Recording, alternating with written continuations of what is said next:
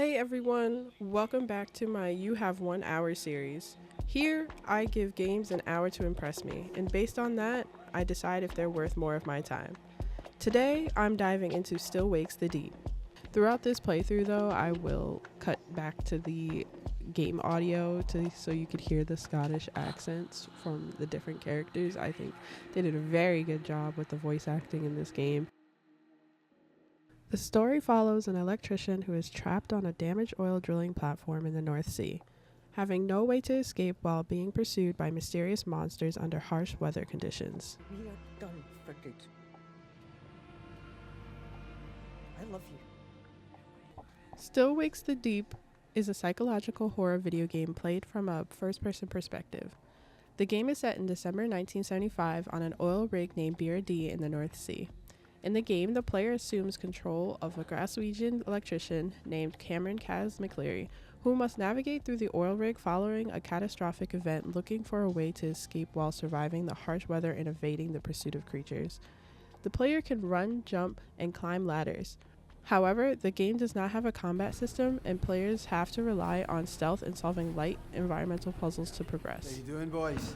Not bad, Kaz. Raf's here's a bit shaky, though. Going to be the lad's first solo dive this morning. Alright.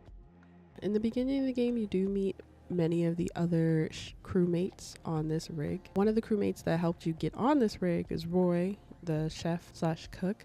The other crewmates are Gibbo, Muir, Adair, Rennick, which is your manager, Trots, Brody, and one other one that I remember was Scooby, because his name is funny. That means now, not as soon as you're ready. Now! The sweet sound of Davy Rennick. You think it's the Paulus? Can't be surprised, Kaz.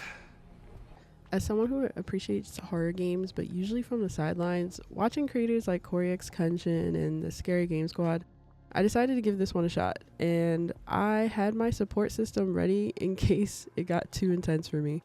So playing horror games gives me a lot of anxiety, especially when I can't defend myself and I'm being chased. During my playthrough, I paused the game at least 10 times in the first 30 minutes to calm down before squeezing through the tight corridors. I even took my headphones off at one point to play the rest of my playthrough. Despite this, I lost track of time because the storytelling and dialogue was fantastic. There was a lot of cursing, but honestly, in their situation, I get it.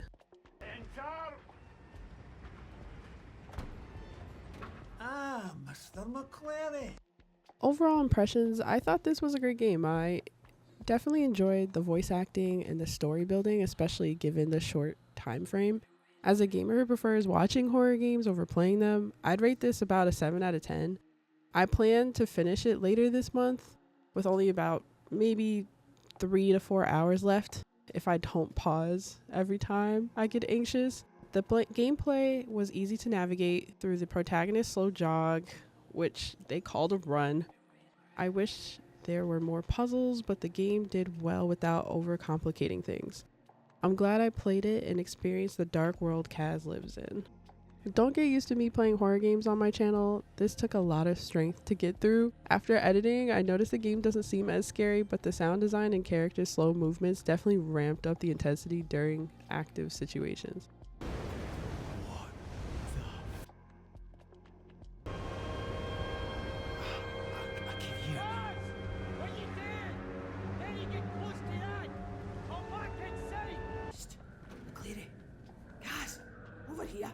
Jesus. You alright? You look like you've seen a ghost.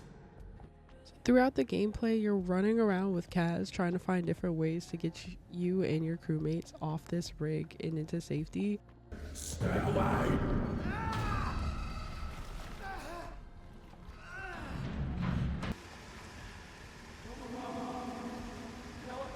Jesus.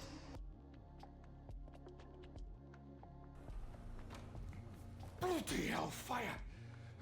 Get in. And everything you thought could go wrong went wrong. The lifeboats fell and broke into the sea. The power goes out and you have to restart the generators just to communicate with the shore to get some help on the rig.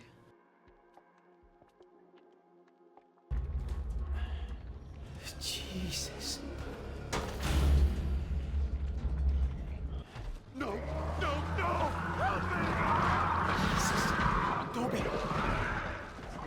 There are sequences where you're running and you, especially this one here with Inez, we get into the elevator, but you know, he obviously gets snatched, and they earlier foreshadowed, if don't be a hero, if I get snatched, I get snatched.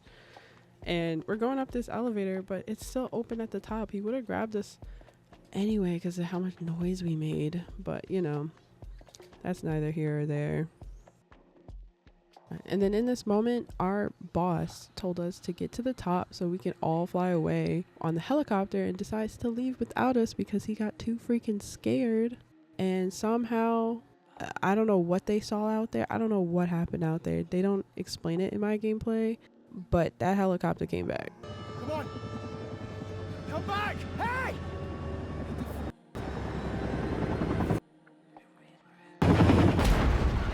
I know online it says the game would take 4 hours to complete, but for me and how many times I pause over scary moments, it'd probably take about 6 to 8 for me if I want to go through that. But for now, I will most likely watch somebody else play it online so I can skip through the scary scenes for my sanity. And then I ended on Brody telling me I need to go and fix the generators, and I thought, yep, that was it. I'm not going back down there. So thank you for watching, and I'll catch y'all in the next one.